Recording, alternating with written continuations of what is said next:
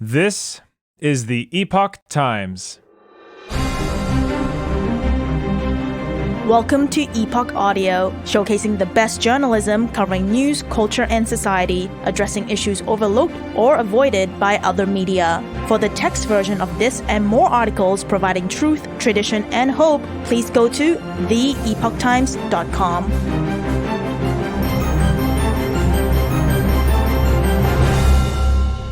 Historic transition to EVs hits a roadblock. Buyers don't seem to want them. By Kevin Stocklin. As the Biden administration hails America's historic transition to electric vehicles over the next decade, and carmakers pledge that they are revamping their production lines for an electric future, one group has been left out of the conversation thus far: consumers. Now, consumers are having their say. With battery electric vehicles, EVs, sitting unsold on dealer lots, carmakers are slashing prices in a desperate attempt to move them, and suffering billions in losses along the way. Vince Sheehy, a Washington car dealer, said in an interview with Business Insider, "It's always been the build it and they will come strategy. And they're just not coming." In its earnings report released last week, Ford announced that its EV division posted a quarterly loss of $1.33 billion, on top of a $1.08 billion loss in the previous quarter. In response, Ford said that it would halt production of the electric Mustang Mach-E and cut back its planned $12 billion investment in new EV production, including delaying the opening of a battery plant in Kentucky.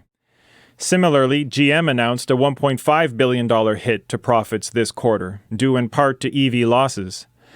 GM CEO Mary Barra, who had formerly claimed that her company's future was fully electric, announced that GM would drop its production targets of 500,000 EVs over the next 12 months, saying the transition to EVs could be a bit bumpy.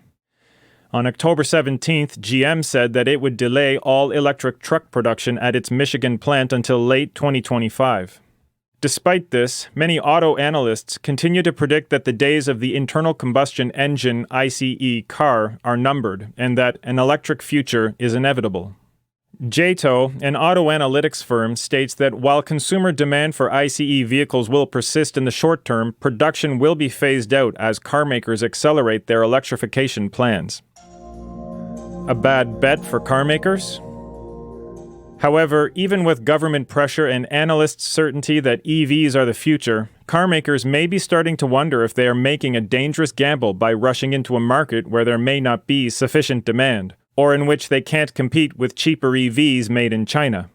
Mercedes CFO Harold Wilhelm summed up the sentiment of many Western auto companies, stating on a call with industry analysts on October 26th that the EV market is a pretty brutal space. I can hardly imagine the current status quo is fully sustainable. Mercedes is reportedly discounting virtually its entire line of EVs. Economist Stephen Moore said in a Fox News interview that EVs may be carmakers' next big flop, comparing them to Ford's disastrous bet on the Edsel model in the 1950s. Mr. Moore said car buyers don't want them. In a February poll conducted by the Energy Policy Institute at the University of Chicago, only 19% of respondents said it was very or extremely likely they would purchase an EV. About half of respondents said they would not buy an EV, and consumers typically cite the high cost, limited range, and worries about not being able to charge them as their main concerns. Akio Toyoda, chairman of Toyota, which has for some time been skeptical of all-electric vehicles, told attendees at the Japan Mobility Show on October 25th that people are finally seeing reality on EVs. Toyota has been a pioneer in hybrid technology and is also developing hydrogen-powered cars. Standing as one of the few holdouts among carmakers, Toyota has stated that rather than attempting to force EVs on the market, consumers should be able to decide what type of cars they want. Honda CEO Toshihiro Mibe announced on October 25th that his company was canceling a project with GM to develop EVs under $30,000. Mr. Mibe said, "After studying this for a year, we decided that this would be difficult as a business. So at the moment, we're ending development of an affordable EV." Several weeks ago, Ford said it was planning to reduce the production of its Ford F-150 Lightning electric pickup truck, saying that it would renew its focus on hybrids. Meanwhile, EV startup companies are falling from grace on Wall Street, with once heralded companies like Rivian, Lordstown, Volta, and Lucid now going under or missing financial targets. China has the competitive advantage. If Western automakers are indeed betting on an all-electric future, they're entering this market with numerous disadvantages compared to rising car makers in China. According to JTO's analysts, China has matched Western automakers in EV quality and is producing them at a much lower cost. Felipe Munoz, global analyst at JTO Dynamics, said the average retail price of an electric car available in China is now less than half the price seen in both Europe and the USA.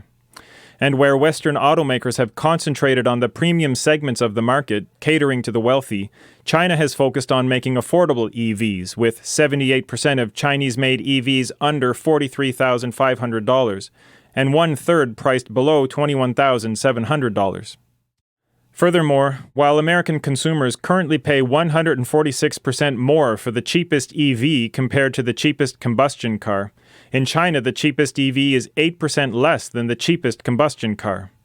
China is thus gaining the benefits of scale, with domestic EV sales topping 25 million units.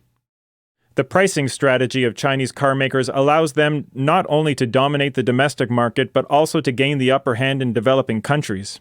Chinese vehicles are now the majority of EVs sold in Israel, Russia, and Thailand, and more than a quarter of EVs sold in Brazil, Malaysia, Mexico, the Philippines, Chile, and Indonesia, according to JTO Vice President Samir Sawali. China is also making inroads into Saudi Arabia, Australia, and New Zealand. While some analysts say that Chinese carmakers are not burdened by the cost of stranded assets of ICE manufacturing infrastructure, profits from combustion vehicles are currently what's keeping many carmakers afloat. Former Ford CEO Mark Fields said in a CNBC interview last week, "The ICE business really funds the EV business. You've got to keep that golden goose producing for them."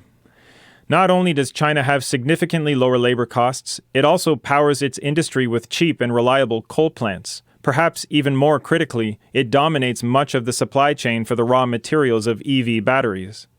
China, for example, controls 67% of the refining of lithium, one of the materials required to make EV batteries. And China can curtail the supply to Western car makers, as demonstrated by its recent action to restrict exports of graphite. Chinese authorities appear to be deeply committed to growing its national auto industry, and EVs are proving to be the ideal entry point.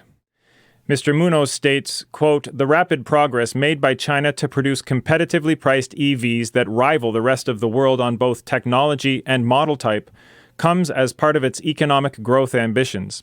With the growth of the Chinese economy showing signs of a slowdown, its electric car industry has become increasingly important in supporting the economy with green jobs and technological innovation." Unquote. Biden attempts to copy China's auto-industrial policy.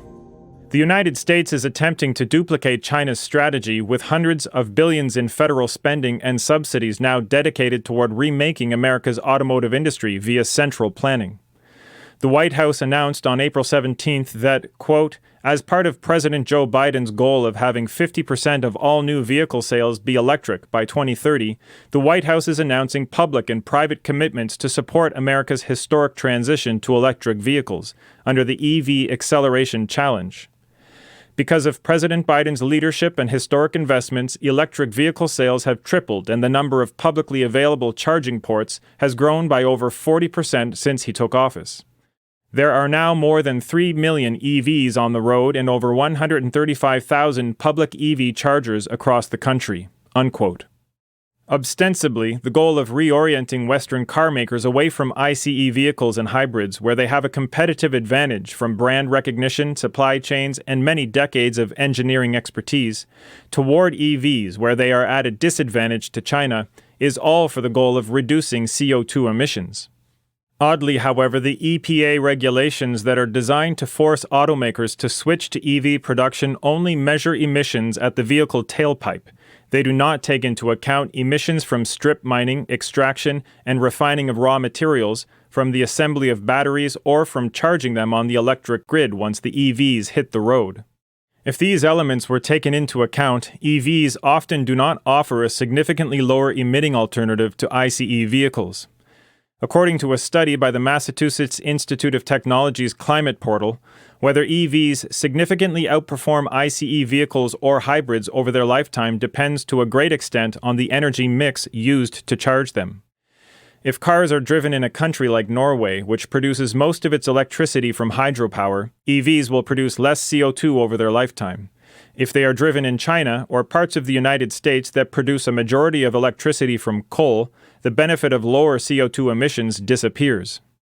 Skeptics of America's auto-industrial policy also point out that our electric grid is unlikely to be able to handle the additional demand from EVs, raising questions of whether consumers could reliably power them if they reach a significant market share. In an April interview with the Epoch Times, John Moura, Director of Reliability Assessment at the North American Electricity Reliability Corporation, or NERC, a national regulatory agency, said that one electric vehicle charger is equivalent to about 2.5 normal-sized air conditioners. Mr. Moura said, "Today, we don't have the generating capacity that would be needed to serve any percentage of the total EV cars in a given area. No area has the capacity to handle it today." Thank you for listening to Epoch Audio. This was Historic Transition to EVs Hits a Roadblock. Buyers Don't Seem to Want Them. Written by Kevin Stocklin and read for you by Chris Rod. For more Epoch Times articles in text, please visit theepochtimes.com.